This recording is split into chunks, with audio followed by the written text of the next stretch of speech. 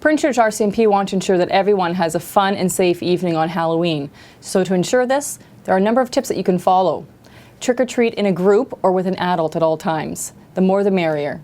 Stay in well-lit areas and don't go to houses whose lights are off. Stay in a neighborhood that is known to yourself or is well populated and busy with other trick-or-treaters. Wear bright colored costumes or reflective tape so that the motorists can see you in the dark.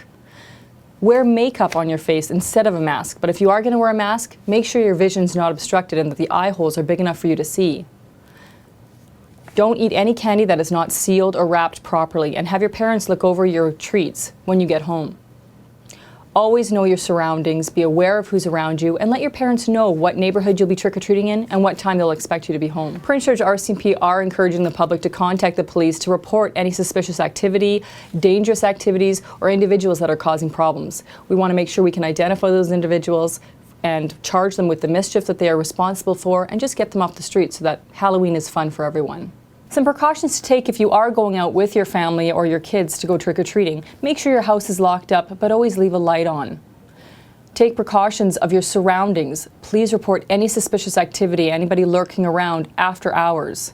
Halloween's also a festive time for parties. So for adults or young people who choose to drink at these parties, make sure you have a safe, sober ride home. Remember, there's legislation out right now where your vehicle, if you're caught drinking and driving, can be impounded for 7 days, and there are a lot of fines that are quite costly to go with those charges. Prince George Fire Rescue Services wants you to be safe this Halloween as well. So in order to do so, we've got some tips on fireworks safety. You have to be 18 years of age or older in order to purchase fireworks or to set them off. If you're under 18, you have to be supervised by an adult. When you set them off, you should have a nice wide open space. If that space isn't yours, you need to have the permission of the property owner in order to set them off there.